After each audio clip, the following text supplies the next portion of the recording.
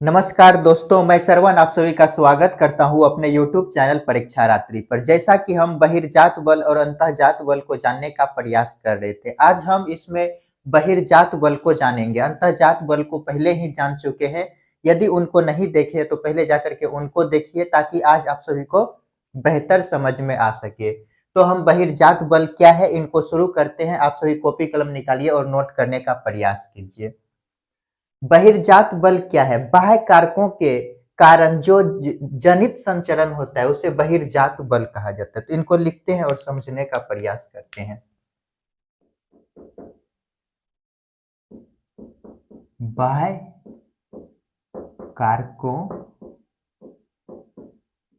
के कारण के प्रभाव से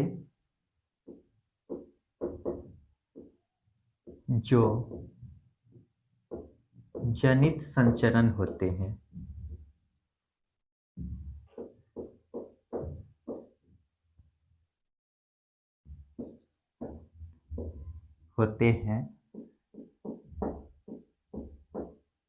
उसे क्या कहा जाता है? बहिर्जात बल या बहिर्जनित बल। बाह्य कारक में क्या है? जैसे मान लेते हैं ये पृथ्वी है, ये पृथ्वी है, इसके चारों तरफ क्या है? बाह्य कारक उपस्थित है इसके चारों तरफ। तो इसके बाह्य कारक में क्या आ जाएगा? इसमें बाह्य कारक की यदि बात करें तो इसमें क्या हो जाएगा? पवन आ जाएंगे, पवन, आर्द्रता, वर्षा,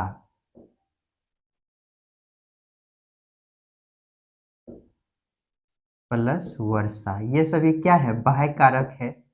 तो बाह्य कारणों के कारण पृथ्वी पर या स्थल पर जो स्थल स्वरूप हैं, जैसे पर्वत, पठार, तो उसका क्या होता है? ये बाह्य कारकों के कारण उनका विनाश होता है।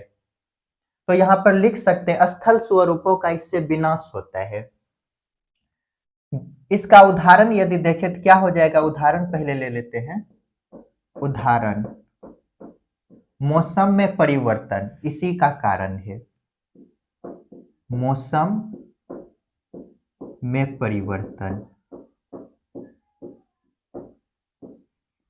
यहीं पर एक स्टार देकर के लिखिएगा। इसके कारण क्या होता है? स्थल स्वरूपों का विनाश होता है। इसके कारण स्थल स्वरूपों का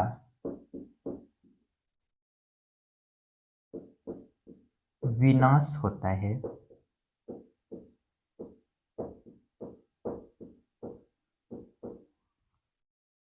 ये बहिर्जात बल के कारण ये बहिर्जात बल के कारण ही अनाच्छादन की प्रक्रिया होती है।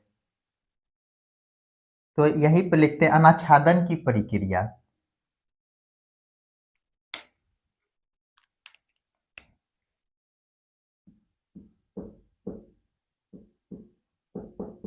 अनाच्छादन की प्रक्रिया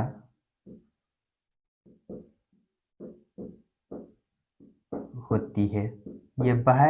ये बहिर्जात बल के कारण है। ये अनाच्छादन की प्रक्रिया में क्या क्या है? ये जो अनाच्छादन की प्रक्रिया है इसमें क्या क्या शामिल है इनको जानते हैं।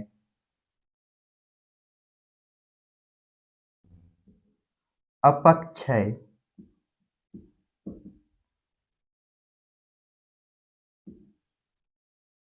अपर्दन, बीहत क्षरण,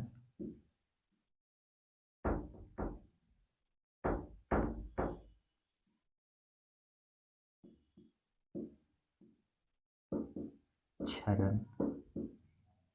क्षय को इंग्लिश में बोला जाता है वेदरिंग।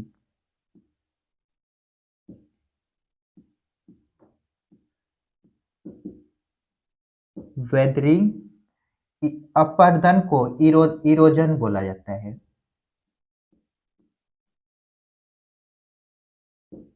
इरोजन विहत क्षरण को मास वेस्टिंग।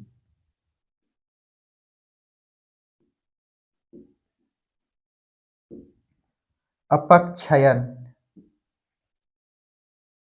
तो ये अपक्षय, अपर्दन और विहत क्षरण क्या है? इन तीनों के कारण क्या होता है? मृदा का निर्माण होता है। क्या होता है इन तीनों के कारण? मृदा का निर्माण। मृदा बोले तो मिट्टी का निर्माण।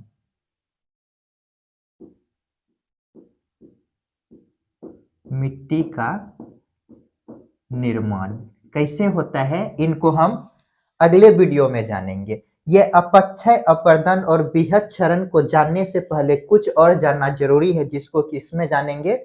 उसके बाद अगले वीडियो में इसको बेहतर जानने का प्रयास करेंगे। तो बाह्य बल, बहिर्जनित बल क्या है? तो बाह्य कारकों के प्रभाव से जो जनित संचरण होते हैं उसे क्या कहा जाता है? बहिर्जात बल। उदाहरण क्या है इसका? तो मौसम में परिवर्तन। ये बहिर्जात बल में क्या क्या आते हैं? तो पवन, पवन के कारण क्या होता है? इससे क्या होता है? स्थल स्वरूपों का विनाश होता है। मान लेते हैं यहाँ पर एक पठार है, जब इस पे क्या पवन पवन जब बहेगा तो ये स्थल स्वरूपों को थोड़ा बहुत भी तो तोड़ेगा, झड़ेगा नीचे। जब यहाँ पे यदि ताप दाब पड़े, टेम्परेचर बढ़ेगा घटेगा, सूर्य की रोशनी जब पड़ेगी तो टेम्परेचर बढ़ेगा घटेगा। और आर्द्रता, आर्द्रता बोले तो जलवाष्प और वर्षा के कारण ये क्या होंगे? टूटेंगे फूटेंगे। जब हवा बहेगी तो इसको उड़ा करके एक स्थान से दूसरे स्थान तक लेकर के जाएगा। तो इसके कारण क्या होता है? स्थल स्वरूपों का विनाश होता है।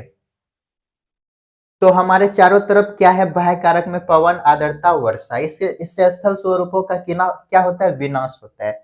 ये जो बाह्य बल है इसके कारण ही क्या होते हैं? अनाच्छादन की प्रक्रिया होती है। अनाच्छादन की प्रक्रिया में क्या क्या है? तो अपक्षय, वेदरिंग, अपर्दन, इरोजन और विहत क्षरण, इसको मास वेदरिंग बोला जाता है। अपक्षय में क्या होता है? मान लेते हैं ये क्या है? चट्टान है। चट्टान है, जब इस पर क्या होगा? टेम्परेचर पड़ेगा, तो जब टेम्परेचर पड़ेगा पड़ेगा दिन के समय तो क्या होगा? चट्टान क्या होगा? फैलेगा। और जब टेम्परेचर कम होगा रात में तो ये सिकुड़ेगा। और यहाँ पर क्या है? आर्द्रता। वायुमंडल में क्या है? आर्द्रता। आर्द्रता, वर्षा, हवा। तो इन सभी के कारण क्या होंगे? ये नीचे टूटकर गिरेगा। ये क्या होगा? ऐसे करके नीचे टूटकर गिरेंगे स्थल पर, इस पर गिरेगा। तो इसको क्या बोला जाता है? अपक्षयन, वेदरिंग। और अपर्दन क्या है? इसमें क्या क्या कारक हैं यदि देखें तो जल,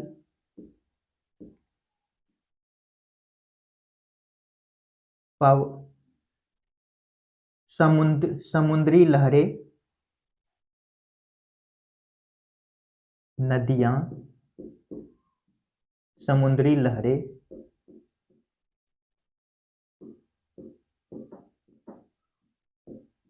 लहरें। मान लेते हैं ये क्या है? चट्टान है, ठीक। जब इस पर वर्षा पड़ेगा, मान लेते हैं ये क्या पड़ रहा है? वर्षा पड़ रहा है। वर्षा जब पड़ेगा तो ये टूट कर क्या होंगे? समुद्र के सहारे एक स्थान से दूसरे स्थान पर जाएगा। जल, नदी, समुद्री लहरों के कारण यहाँ पर आकर के जमा हो जाएगा। तो इसको, इसी को क्या कहते हैं? इरोजन। और विहत क्षरण, मास वेस्टिंग क्या है? मान लेते हैं ये क्या है? पर्वत है, यहाँ पर चट्टान उपस्थित है, यहाँ पर गुरुत्वाकर्षण बल है। गुरुत्वाकर्षण,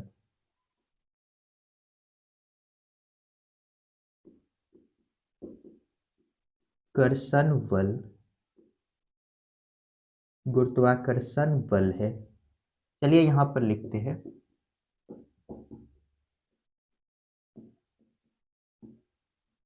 गुरुत्वाकर्षण बल काम करता है। यहाँ पर क्या काम करता है? गुरुत्वाकर्षण बल काम करते हैं। इसमें गुरुत्वाकर्षण बल के कारण क्या होता है?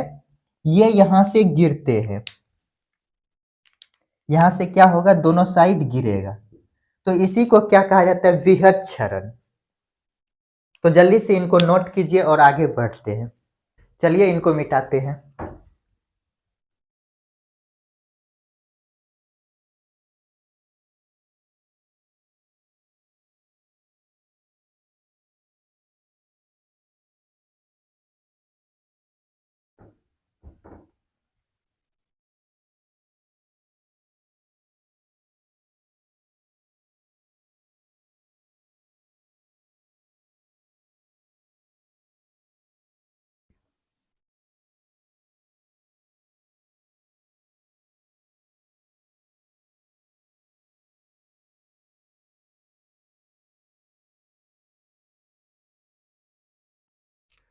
अब देखते हैं मृदा का निर्माण कैसे होता है। मृदा निर्माण, मृदा का निर्माण।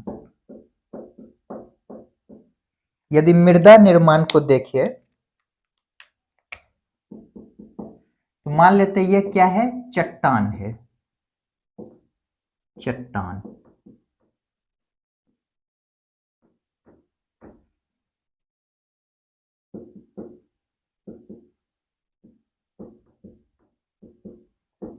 इस पर यदि ताप दाब पड़ेगा तो ये क्या होंगे, टूटेंगे, छोटे रूप में बदल जाएगा। ये क्या हो जाएगा, गोलाश्म।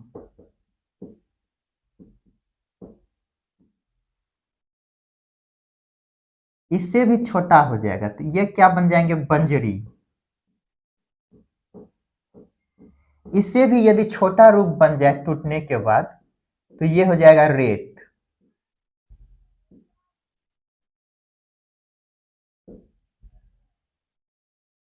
इससे भी यदि छोटा रूप हो जाए तो इसको क्या बोलेंगे, साल्ट। इससे भी यदि छोटा रूप हो जाए तो इसको क्या बोलेंगे, क्ले। इससे भी यदि छोटा रूप हो जाए तो इसको क्या बोलेंगे, मेड। इससे भी यदि छोटा रूप हो जाएगा तो इसको क्या बोलेंगे, स्वाइल, मृदा। तो मृदा कैसे बनता है, चट्टानों के चट्टानों पर जब ताप दाब पड़ता है तो ये क्या होते हैं, टूटते फूटते, जिससे गोलाश्म पहले बनता है। गोलाश्म के बाद क्या बनता है, बंजरी। बंजरी के बाद रेत। रेत के बाद ये साल्ट में बदलेगा। साल्ट के बाद क्ले। क्ले के बाद मेड। मेड के बाद स्वाइल, मृदा में बदलते हैं। जल्दी से इनको नोट कीजिए। चलिए इनको मिटाते हैं।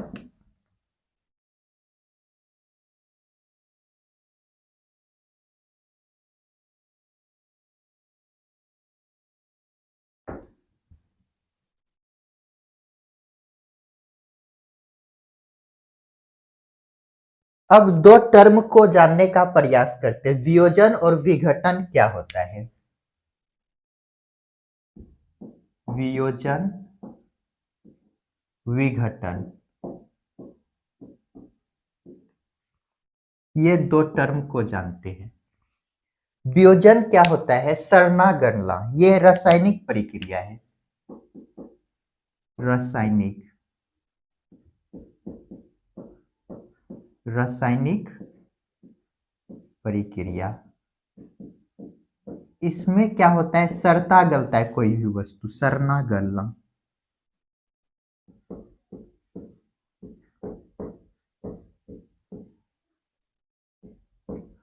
और ये जो विघटन है ये क्या है, भौतिक प्रक्रिया है, भौतिक प्रक्रिया। इसमें क्या होता है, वस्तु टूटते फूटते हैं, टूटना फूटना।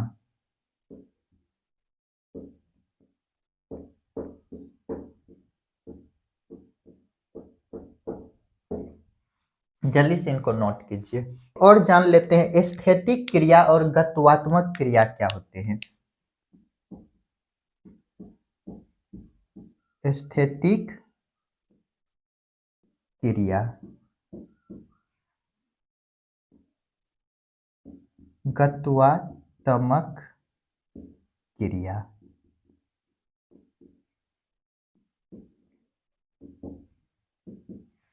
स्थैतिक क्या होता है, एक ही स्थान पर,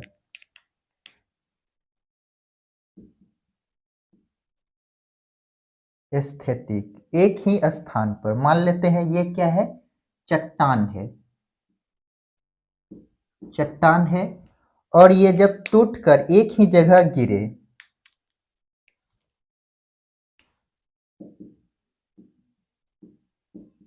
इसमें क्या पड़ रहा है, टेम्परेचर, ताप दाब, तापमान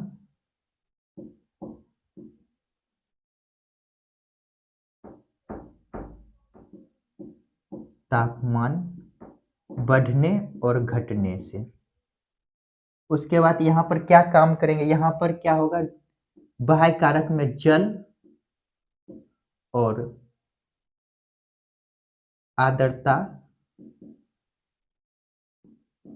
वर्षा, ये सभी यहाँ पर हैं, वर्षा के कारण ऐसा होता है।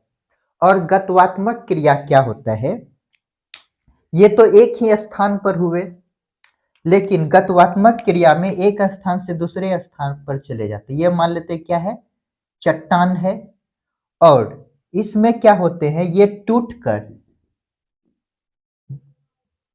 नदी के द्वारा एक स्थान से दूसरे स्थान पर जाकर क्या हो जाता है, ये जमा हो जाते हैं, दूसरे स्थान पर जाकर क्या हो जाता है, जमा, किसके सहारे, तो नदी जल के सहारे, नदी झील के सहारे, झील समुद्र के सहारे।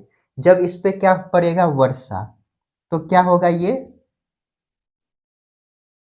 ये जो यहाँ पर चट्टान छोटे छोटे होंगे इसको अपने साथ ले जाएगा बहा करके एक स्थान से दूसरे स्थान। इसमें क्या होता है, स्थान परिवर्तन, ये क्या है, स्वस्थानिक है, एक ही स्थान पर।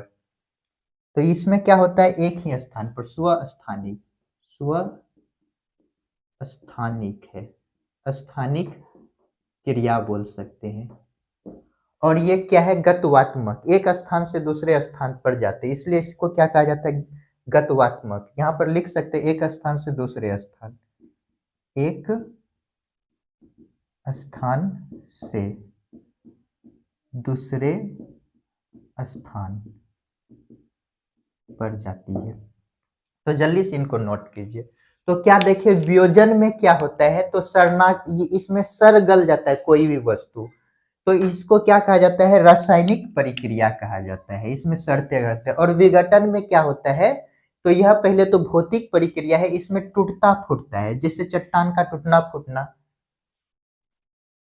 ये एस्थेटिक क्रिया और गत्वात्मक क्रिया क्या है, एस्थेटिक में क्या होता है, चट्टान एक ही जगह टूटकर गिर जाते हैं। और एस्थेटिक डायनेमिक में क्या होता है, गत्वात्मक क्रिया डायनेमिक में, इसमें जो है कि चट्टान टूटकर समुद्र के सहारे या हवा के सहारे एक स्थान से जाकर दूसरे स्थान पर जमा हो जाते हैं।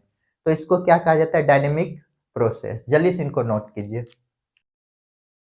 तो दोस्तों आज के लिए इतना ही, मिलते हैं नेक्स्ट क्लास में जिसमें कि इसी को आगे बढ़ाएंगे। तो आप सभी पढ़ते रहिए और अपने माता पिता का सम्मान कीजिए। मिलते हैं नेक्स्ट वीडियो में।